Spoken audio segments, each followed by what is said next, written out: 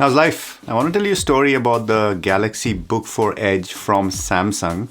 And spoiler alert, this is a beautiful laptop. At about $1,800 or close to 2,000 euros, here in the Netherlands, this is definitely a premium device. And you know what? It plays with this other premium device I have as well, the Samsung Galaxy S24 Ultra.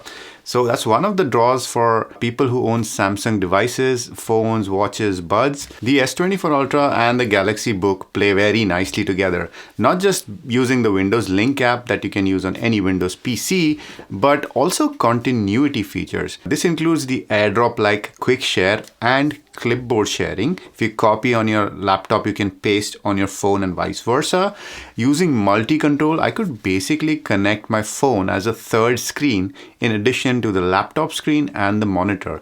This let me interact with my phone using my mouse and also input text using the keyboard on my laptop. A nice feature I might use in the future to record B-roll of the Samsung phone, because whenever I use my finger, the autofocus on my camera gets confused and just loses sight of the screen completely, which if you're a content creator, you want to save every second you can on stuff like this.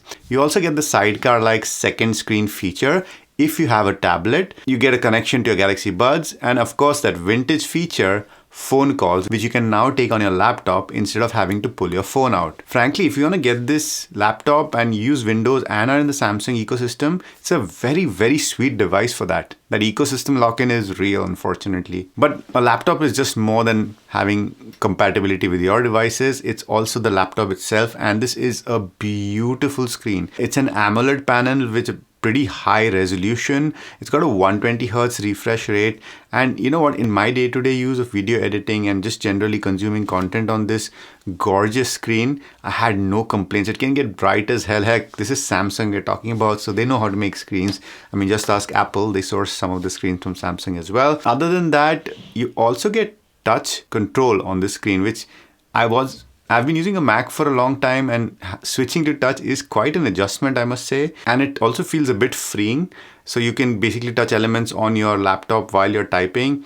And of course, Mac is never going to let you do that. They want you to buy the iPad for that. The downside, of course, is that the screen gets a bit smudgy, and your oils from your body will kind of rub onto the screen. So you have to keep it clean. But I'd rather have the feature and not use it rather than not have it and then say it's not there for some reason. Another beautiful thing about this laptop is it is so thin and light for a powerful laptop, and coming with Snapdragon's new X Elite processor. This is a very, very good form factor if you're walking around and carrying around. It's only 3.4 pounds or 1.5 kilos, and it has a beautiful wedge shape, like how MacBooks used to be. You'll have a hard time finding anything near as portable with a 16-inch screen. Now compare this to my MacBook, the M1 Max MacBook admittedly, and look at the difference between the thickness. It's not even comparable. The MacBook is closer to a desktop situation, whereas this is great for on the go. And on the go, you'll also have a lot of ports. You have a USB-A port, which the MacBooks don't give you, and a micro SD card port. You get a full-sized HDMI, but a micro SD, and it's a choice I think Samsung had to make to maintain the slim profile. A bit of a downer for me because I do use full-sized SD cards, but on the other hand, I can just plug in my camera directly using USB, and that works. Now, another thing that is full-size is this keyboard. Oh my God, it's got so many keys, and it's got a full-sized number pad. A boon for people like me who use numbers quite often. And there is no compromise on the keyboard itself either. It's very good to type on. I got used to it quite quickly, considering I've been using the Mac for more than 2 or 3 years. Very, very nice keyboard, good travel, probably a little lower travel compared to my M1 Max MacBook, but great keyboard nonetheless.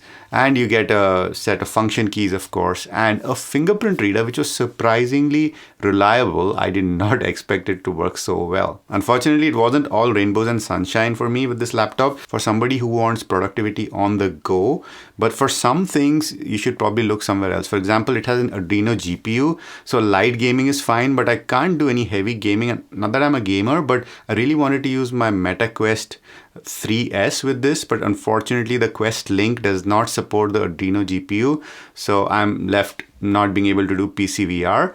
Another downside is you get a max of 16 gigs of RAM, which is fine for most use cases, but in case you really want more, you can't get that.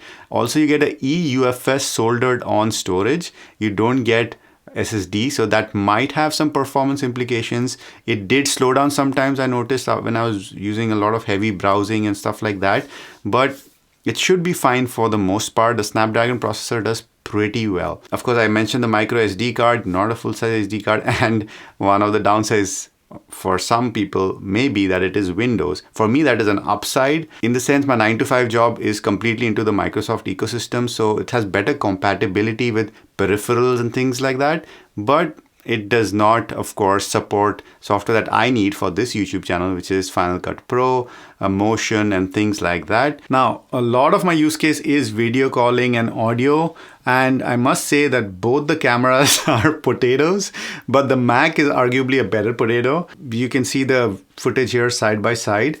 Which one is worse? Well, I'll leave that up to you. And Mac touts studio quality microphones. Are they really? Let's do a side-by-side test. This is the Samsung webcam. Pop, pop, popsicle, ice, ice, icicle, test, test, testing, 1, 2, 3. MacBook, webcam, pop, pop, popsicle, ice, ice, icicle, test, test, testing, 1, 2, 3.